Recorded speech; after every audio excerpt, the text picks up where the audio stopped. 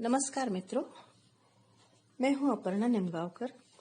मेरे चैनल कथा निधि पर आप सबका स्वागत है। आज मैं आपके लिए लाई हूं कहानी शतरंज के खिलाड़ी। मुंशी प्रेमचंद की लिखी कहानी शतरंज के खिलाड़ी समाज की विसंगति पर प्रहार करती है। कहानी स्वतंत्र भारत के रंगमंच पर लिखी गई है। अंग्रेज धीरे धीरे एक एक करके यहाँ के राज्यों को अपने कब्जे में करते जा रहे थे। रियासतों में प्रायः फूट थी और नवाब और धनिक लोग ऐशो आराम और विलासिता में डूबे हुए थे। प्रजा अंग्रेजी फौजों के अत्याचार सह रही थी, मगर सुनने वाला कोई न था। प्रस्तुत कहानी में दो जागीरदार हैं, जिनका कर्तव्य संकट काल में अपने नवाब की रक्षा करना होता था। क्या वे आपातकाल में रियासत और नवाब की रक्षा के लिए अपनी तलवार उठा पाते हैं? आइए सुनते हैं शतरंज के खिलाड़ी। वाजिद अली शाह का समय था। लखनऊ विलासिता के रंग में डूबा हुआ था। छोटे बड़े, गरीब अमीर सभी विलासिता में डूबे हुए थे। कोई नृत्य और गान की मजलिस सजाता था, तो कोई अफीम की पीनत में ही मजे ले लेता था। जीवन के प्रत्येक विभाग में आमोद प्रमोद का प्राधान्य था। शासन विभाग में, साहित्य क्षेत्र में, सामाजिक अवस्था में, कला कौशल में, उद्योग धंधों में, आहार व्यवहार में सर्वत्र विलासिता व्याप्त हो रही थी।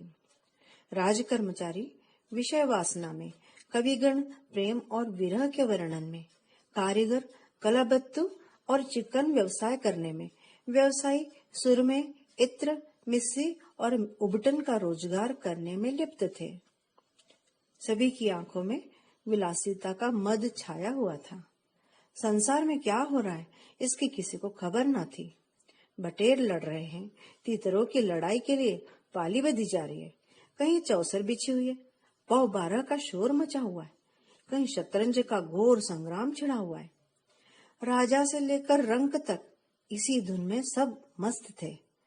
यहाँ तक कि फकीरों को पैसे मिलते तो वे रोटियां न लेते, बल्कि अफीम ले लेते या फिर शराब पीते। शतरंज, ताश, गंजीफा खेलने से बुद्धि तीव्र होती है, विचार शक्ति का विकास होता है, पेचीदा मसलों को सुलझाने की आदत पड़ती है। ये दलीलें जोरों के साथ पेश की जाती थी। इस संप्रदाय के लोगों से दुनिया अब भी खाली नहीं है। इसलिए अगर मिर्जा सज्जाद अली और मीर रोशन अली अपना अधिकांश समय बुद्धि तीव्र करने में व्यतीत करते थे, तो किसी विचारशील पुरुष को क्या आपत्ति हो सकती थी? दोनों के पास मौरूसी जागीरें थीं। जीविका की तो कोई चिंता न थी। घर में बैठे चखौतिये करते रहते थे। आखिर वो करते ही क्या? प्रातःकाल दोनों मित्र नाश्ता करके बिसात बिछाकर बैठ जाते, मोहरे सज जाते और लड़ाई के दांव पेच होने लगते। फिर खबर ही न होती कि कब दोपहर हुई, कब तीसरा पहर और कब शाम। घर के भीतर से बार बार बुलावा आता कि खाना तैयार है। यहाँ से जवाब मिलता, चलो चलो आते हैं, दस्तरखान बिछाओ। यहाँ तक कि बावर्ची विवश होकर कमरे में ही खाना रख जाता था और दोनों मित्र दोनों काम साथ साथ कर लेते थे। मिर्जा सज्जाद अली के घर में कोई बड़ा बूढ़ा न था, इसलिए उन्हीं के दीवान खाने में बाजियां होती थी। मगर यह बात न थी कि मिर्जा के घर के और लोग उनके इस व्यवहार से खुश हों। अरे घर वालों का तो कहना ही क्या, मोहल्ले वाले, घर के नौकर चाकर तक नित्य द्वेष पूर्ण टिप्पणियां किया करते थे। कहते, बड़ा मनहूस खेल है, घर को तबाह कर देता है। खुदा न करे किसी को इसके चट पड़ जाए। आदमी दीन दुनिया किसी के काम का नहीं रहता, न घर का न घाट का। यहाँ तक कि मिर्जा की बेगम साहिबा को इससे इतना द्वेष था कि अवसर खोज खोज कर पति को लताड़ती थी, पर उन्हें इसका अवसर मुश्किल से ही मिल पाता था। वह सोती ही रहती थी जब तक बाजी भी बिछ जाती थी, और रात को जब सो जाती थी तब कहीं मिर्जा जी घर में आते थे। हाँ, नौकरों पर वो अपना गुस्सा उतारती रहती थी। क्या करती बेचारी? कहती, क्या पान मांगे? कह दो, आकर ले जाएं। खाने की फुर्सत नहीं है, ले जाकर खाना सिर पर पटक दो, खाए खुद या चाहे कुत्ते को खिलाए। पर रूबरू वह कुछ भी न कह सकती थी। उनको अपने पति से उतना मलाल न था जितना कि मीर साहब से। उन्होंने उनका नाम बिगाड़ कर मीर बिगाड़ रख छोड़ा था। शायद मिर्जा जी अपनी सफाई देने के लिए सारा इल्जाम मीर साहब ही के सिर थोप देते होंगे। एक दिन बेगम साहबा के सिर में दर्द होने लगा। उन्होंने लौंडी से कहा, जाकर मिर्जा को बुला ला, किसी हकीम के यहाँ से दवा लाए, दौड़ जल्दी कर। लौंडी गई तो मिर्जा जी ने कहा, चल चल अभी आते हैं। इधर बेगम साहबा का मिजाज गर्म था। इतने ताब कहा कि उनके सिर में दर्द हो और पति शतरंज खेलता रहे। चेहरा गुस्से से सुर्ख हो गया। लौंडी से कहा, जाकर कहा अभी चल, नहीं तो वह अपने आप ही हकीम साहब के यहाँ चली जाएंगी। मिर्जा जी बड़ी दिलचस्प बाजी खेल रहे थे। 2 ही किस्तों में मीर साहब की मात हुई जाती थी। झुंझला पड़े, बोले, क्या ऐसा दम लबों पर है, जरा सब्र नहीं होता। मीर साहब बोले, अरे तो जाकर सुन ही आई है ना, औरतें नाजुक मिजाज की होती हैं। मिर्जा बोले, जी हाँ, चला क्यों न जाओ, 2 किस्तों में आपकी मात हो रही है। मीर बोले, अरे जनाब इस भरोसे में ना रहिएगा, मैंने वह चाल सोची है कि आपके मुहरे धरे रहें और मात हो जाए। पर जाइए सुनाइए, क्यों खामखा उनका दिल दुखाते हैं। मिर्जा जी बोले, इसी बात पर मात ही करके जाऊंगा। मीर साहब बोले, ठीक है, मैं खेलूंगा ही नहीं, आप पहले जाकर सुनाइए। मिर्जा बोले, जाना पड़ेगा हकीम के यहाँ, सिर दर्द खाक नहीं है, बस मुझे परेशान करने का बहाना है। मीर साहब बोले, कुछ भी हो उनकी खातिर तो करनी ही पड़ेगी। मिर्जा बोले, अच्छा एक चाल और चल लूं तब जाता हूँ। अब मीर ने कहा, हरगिज नहीं, जब तक आप सुन नहीं आएंगे मैं मुहरे में हाथ ही ना लगाऊंगा।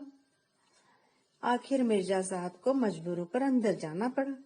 तो बेगम साहब ने त्योरिया बदल कर लेकिन कराहते हुए यूं कहा, तुम्हें निगोड़ी शतरंज इतनी प्यारी है, चाहे कोई मर ही जाए पर उठने का नाम नहीं लेते। अल्लाह कोई तुम जैसा आदमी ना हो। मिर्जा बोले, क्या कहूँ बेगम साहिबा, मीर साहब मानते ही ना थे, बड़ी मुश्किल से पीछा छुड़ा कर आया हूँ। बेगम बोली, क्या जैसे वह खुद निखट्टू हैं वैसे ही सबको समझते हैं, उनके भी तो बाल बच्चे हैं, या कि सबका सफाया कर डाला। मिर्जा बोले, अम्मा बड़ा लती आदमी है, जब आ जाता है तो मजबूर होकर मुझे भी खेलना पड़ता है। बेगम बोली, अरे तो दुत्कार क्यों नहीं देते। मिर्जा बोले, बराबर के आदमी है बेगम, उम्र में दर्जे में मुझसे 2 अंगुल ऊंचे, मुलायजा तो करना ही पड़ता है। बेगम बोली, तो चलो मैं ही दुत्कार देती हूँ, नाराज हो जाएंगे, हो जाए, कौन किसी की रोटियां मांगता है, रानी रूठेंगी अपना सुहाग लेंगी। हारिया जा बाहर से शतरंज उठा ला, मीर साहब से कहना मियाँ अब ना खेलेंगे, आप तशरीफ ले जाइए। मिर्जा बोले, हाँ कहीं ऐसा गजब भी ना करना, जलील करना चाहती हो क्या। ठहर हरिया, कहाँ जाती है। बेगम बोली, जाने क्यों नहीं देते, क्या मेरा ही खून पियोगे। अच्छा उसे रोका, मुझे रोको तो जानू। यह कहकर बेगम साहिबा झल्लाई हुई दीवान खाने की तरफ चली। मिर्जा बेचारे का रंग उड़ गया, बीवी की मिन्नतें करने लगे, अरे बेगम खुदा के लिए तुम्हें हजरत हुसैन की कसम है, मेरी ही मैयत देखो जो उधर जाओ। लेकिन बेगम ने एक न मानी, दीवान खाने के द्वार तक गई, पर एकाएक पर पुरुष के सामने जाते हुए पांव बंद से गए। भीतर झांका तो संयोग से कमरा खाली था। मीर साहब ने 2-1 मुहरे इधर उधर कर दिए थे और अपनी सफाई जताने के लिए बाहर ही बाहर टहल रहे थे। फिर क्या था, बेगम ने अंदर पहुंचकर बाजी उलट दी। मुहरे कुछ तख्त के नीचे फेंक दिए, कुछ बाहर, और किवाड़ अंदर से बंद करके कुंडी लगा दी। मीर साहब तो दरवाजे पर ही थे, मुहरे बाहर फेंके जाते देखे, चूड़ियों की खनक भी कान में पड़ी। फिर दरवाजा बंद हुआ, तो समझ गए बेगम साहबा बिगड़ गई हैं। चुपके से अपने घर की राह ली। मिर्जा बोले, बेगम तुमने गजब कर दिया। बेगम बोली, अब मीर साहब इधर आए तो खड़े खड़े निकलवा दूंगी। इतनी लो खुदा से लगाते तो वली हो जाते। आप तो शतरंज खेले और मैं यहाँ चूल्हे चक्की की फिक्र में सिर खपाऊं। अब जाते हो हकीम साहब के यहाँ कि अब भी तामुल है। मिर्जा घर से निकले तो हकीम के घर जाने के बदले मीर साहब के दरवाजे पहुंच गए और फिर सारा वृत्तांत कह सुनाया। मीर साहब बोले, मैंने तो जब मोहरे बाहर आते देखे तभी ताड़ गया था, इसलिए फौरन भागा। बड़े गुस्से पर मालूम होती है आपकी बेगम, मगर आपने उन्हें यह सर चढ़ा रखा है, यह भी ठीक नहीं। उन्हें इससे क्या मतलब कि आप बाहर क्या करते हैं? घर का इंतजाम करना उनका काम है, दूसरी बातों से उन्हें क्या सरोकार। मिर्जा बोले, खैर यह तो बताइए कि अब कहाँ जमाव होगा। मीर बोले, अरे इसका क्या गम है जी, इतना बड़ा घर पड़ा हुआ है, बस यहीं जमेंगे। मिर्जा बोले, लेकिन बेगम साहबा को कैसे मनाऊंगा? जब घर पर बैठा रहता था तब तो वह इतना बिगड़ती थी, अब यहाँ बैठक होगी तो शायद जिंदा ही ना छोड़े। मीर बोले, अजी बकने भी दीजिए, 2-4 रोज में आप ही ठीक हो जाएंगी। हाँ, आप इतना कीजिए कि आज से उनके साथ जरा तन कर रही है। इधर मीर साहब की बेगम किसी अज्ञात कारण से मीर साहब का घर से दूर रहना ही उपयुक्त समझती थी, इसलिए वह उनके शतरंज प्रेम की कभी आलोचना नहीं करती थी, बल्कि कभी कभी मीर साहब को जब देर हो जाती तो खुद ही याद दिला देती थी। मीर साहब को भ्रम सा हो गया था कि मेरी स्त्री अत्यंत विनयशील और गंभीर है, लेकिन अब जब दीवान खाने में ही बिसात बिछने लगी और मीर साहब दिन भर घर में रहने लगे, साहबा को बड़ा कष्ट होने लगा। उनकी स्वाधीनता में जो बाधा पड़ गई, दिन भर दरवाजे पर झांकने को तरस जाती। उधर नौकरों में भी कानाफूसी होने लगी। अब तक दिन भर पड़े पड़े मक्खियां मारा करते थे, घर में कोई आए कोई जाए उनसे कुछ मतलब न था। अब 8 पहर की धौंस हो गई, कभी पान लाने का हुक्म होता तो कभी मिठाई लाने का, और हुक्का तो किसी प्रेमी के हृदय की भांति नित्य जलता ही रहता था। वे बेगम साहबा से जा जाकर कहते, हुजूर मियाँ की शतरंज तो हमारे लिए जी का जंजाल हो गई, दिन भर दौड़ते दौड़ते पैरों में छाले पड़ गए। यह भी कोई खेल है कि सुबह को बैठे तो शाम कर दी। अरे घड़ी आध घड़ी दिल बहलाव के लिए खेलना बहुत है। खैर हमें तो कोई शिकायत नहीं, हम तो हुजूर के गुलाम हैं, जो हुक्म होगा बजा ही लाएंगे। मगर यह खेल है बड़ा मनहूस, इसका खेलने वाला कभी पनपता नहीं, घर पर कोई न कोई आफत जरूर आती है। यहाँ तक कि एक के पीछे एक मोहल्ले के मोहल्ले तबाह होते देखे हैं।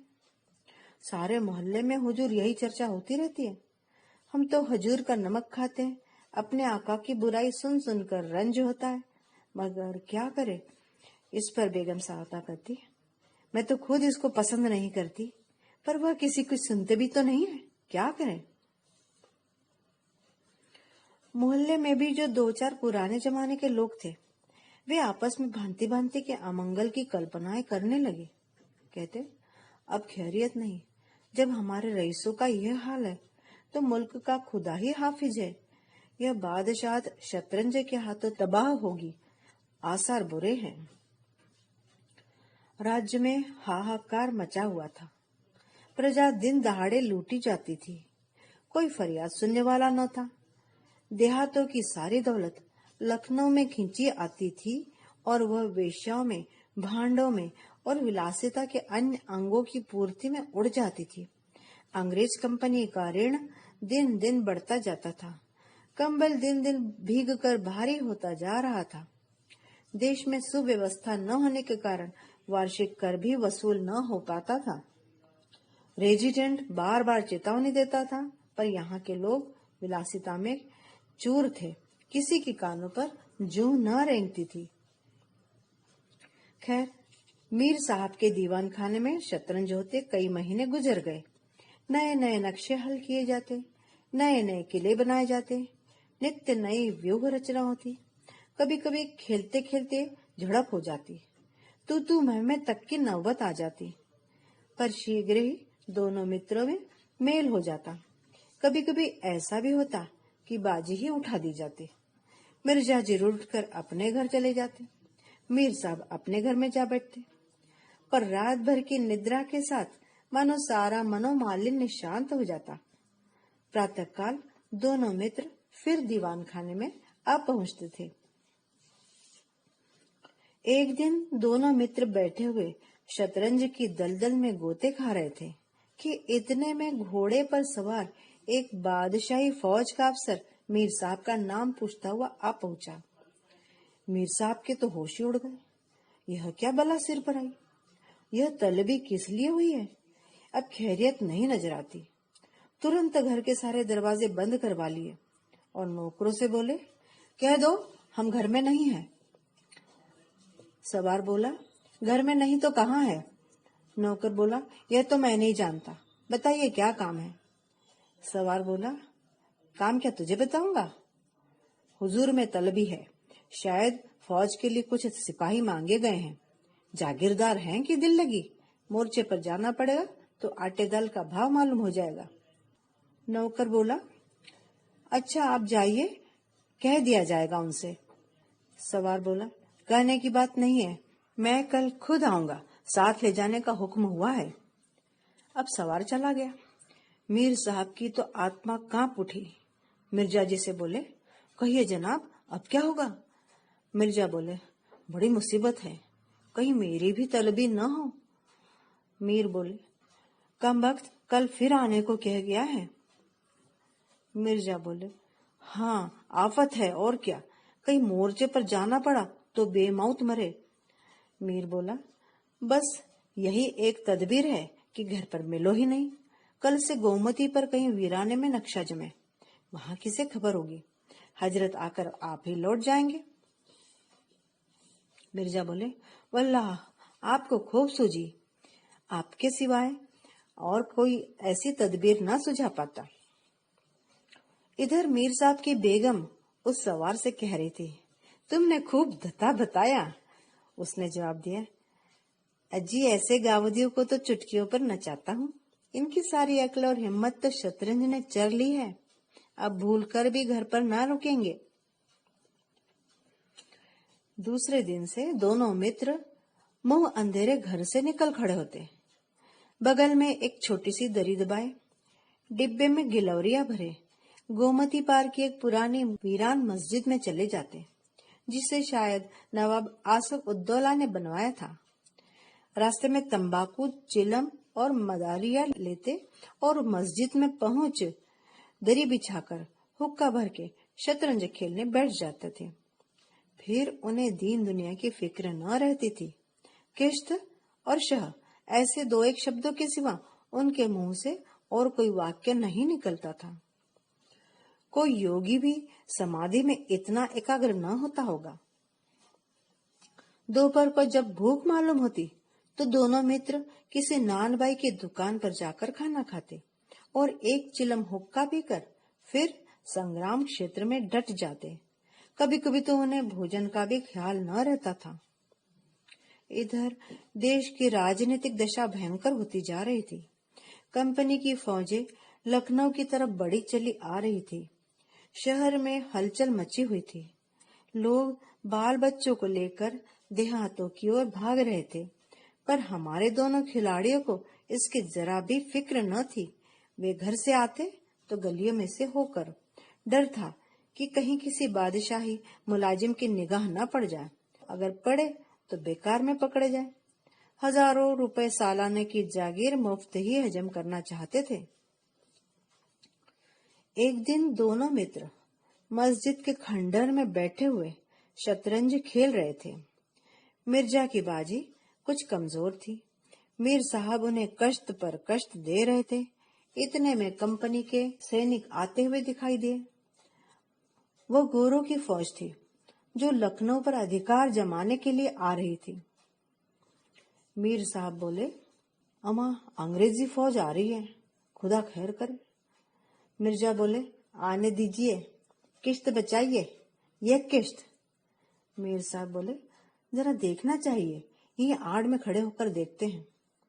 मिर्जा बोले, देख लीजिएगा, जल्दी क्या है, लो ये फिर किश्त। मीर बोले, तोपखाना भी दिखाई दे रहा है, कोई 5,000 आदमी दिख रहे हैं, कैसे कैसे जवान है, लाल बंदरों के से मुंह, सूरत देखकर खौफ मालूम होता है। मिर्जा बोले, जनाब हिले न कीजिए, ये चकमे किसी और को दे दीजिएगा, ये किश्त। मीर बोले, आप भी अजीब आदमी हैं, यहाँ तो शहर पर आफत आई हुई है और आपको किश्त की सूझी है।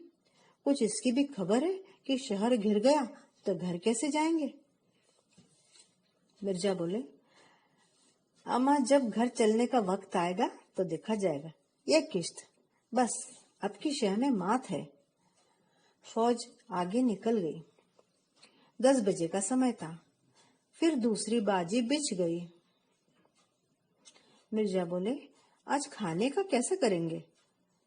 मीर बोले, अजय आज तो रोजा है, क्या आपको ज्यादा भूख मालूम होती है। मिर्जा बोले, जी नहीं, शहर में ना जाने क्या हो रहा है। मीर बोले, शहर में कुछ न कुछ हो ही रहा होगा, लोग खाना खाकर आराम से सो रहे होंगे, हुजूर साहब भी ऐशगाह में होंगे। दोनों सज्जन फिर जो खेलने बैठे तो 3 बज गए। अब की मिर्जा जी की बाजी कमजोर थी। 4 का गजर बज ही रहा था कि फौज की वापसी की आहट मिली। नवाब वाजिद अली पकड़ लिए गए थे और सेना उन्हें किसी अज्ञात स्थान को लिए जा रही थी। शहर में न कोई हलचल थी, न मारकाट, एक बूंद भी खून नहीं गिरा था। आज तक किसी स्वाधीन देश के राजा की पराजय इतनी शांति से, इस तरह खून बहे बिना न हुई होगी। यह वह अहिंसा न थी जिस पर देवगण प्रसन्न होते, यह तो कायरपन था जिस पर बड़े बड़े कायर भी आंसू बहाते हैं। अवध के विशाल देश का नवाब बंदी बना चला जाता था और लखनऊ ऐश की नींद में मस्त था।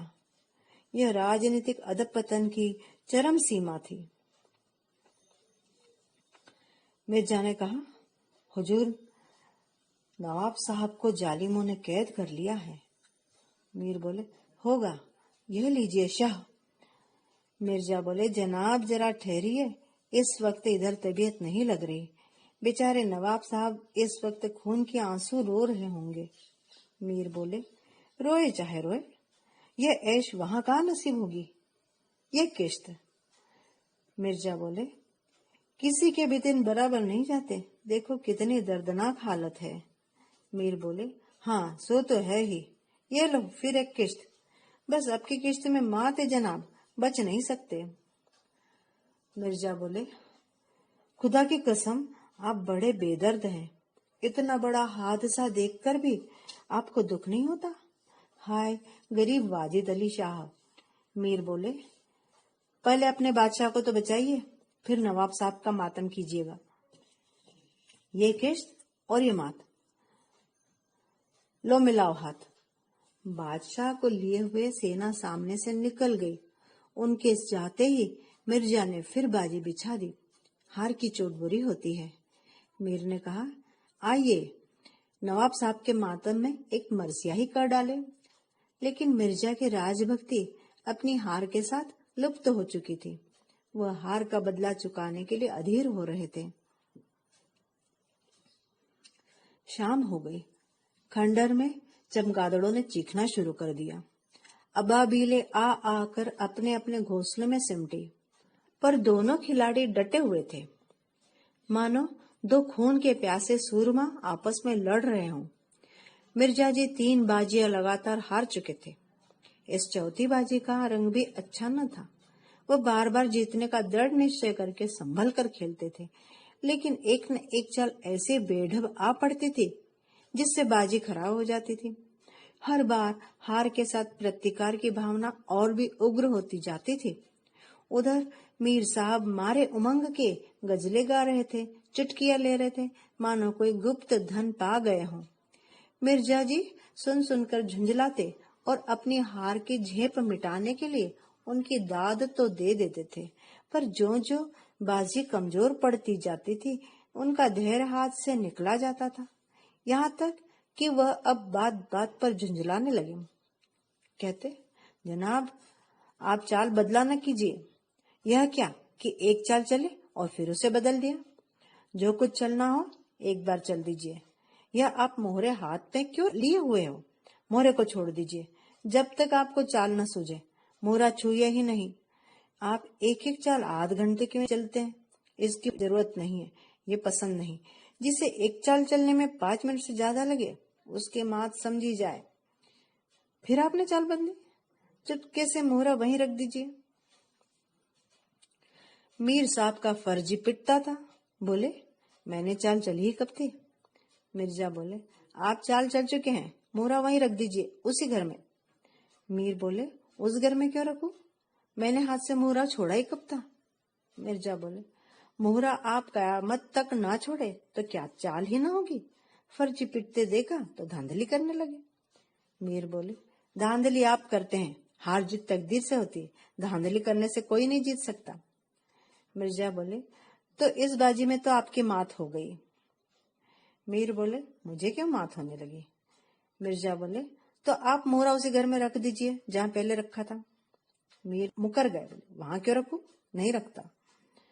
मिर्जा बोले, क्यों न रखिएगा, आपको रखना होगा। तकरार बढ़ने लगी। दोनों अपनी अपनी टेक पर अड़े थे। न यह दबता था न वह। अप्रासंगिक बात छिड़ गई। मिर्जा बोले, किसी ने खानदान में शतरंज खेली होती तब तो खेलते, इसके कायदे जानते। वे तो हमेशा घास छिला किया, आप शतरंज क्या खेलिएगा? रियासत और ही चीज है, जागीर मिल जाने से कोई रईस थोड़ी हो जाता है। मीर बोले, क्या घास आपके अब्बाजान खेलते होंगे? यहाँ तो पीढ़ी से शतरंज खेलते आ रहे हैं। मिर्जा बोले, अजी जाइए भी, गाजीउद्दीन हैदर के यहाँ बावर्ची का काम करते करते उम्र गुजर गई, आज रईस बनने चले हैं। रईस बनना कोई दिल लगी नहीं है। मीर बोले, क्यों अपने बुजुर्गों के मुंह में कालिक लगाते हो? वे ही बावर्ची का काम करते होंगे, यहाँ तो हमेशा बादशाह के दस्तरखान पर खाना खाते चले आए हैं। मिर्जा बोले, अरे चल परकटे, बहुत बढ़ चढ़ कर बातें ना कर। मीर बोले, जबान संभालिए वरना बुरा होगा। मैं ऐसी बातें सुनने का आदी नहीं हूँ। यहाँ तो किसी ने आंख दिखाई कि उसकी आंख निकाल ली है हौसला। मिर्जा बोले, आप मेरा हौसला देखना चाहते हो? आ जाओ, आ जाओ मैदान में, आज 2-2 हाथ हो ही जाए, इधर या उधर, इस पार या उस पार।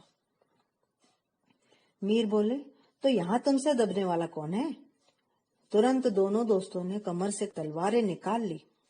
नवाबी जमाना था, सभी तलवार, पेशकब्ज, कटार वगैरह बांधते थे।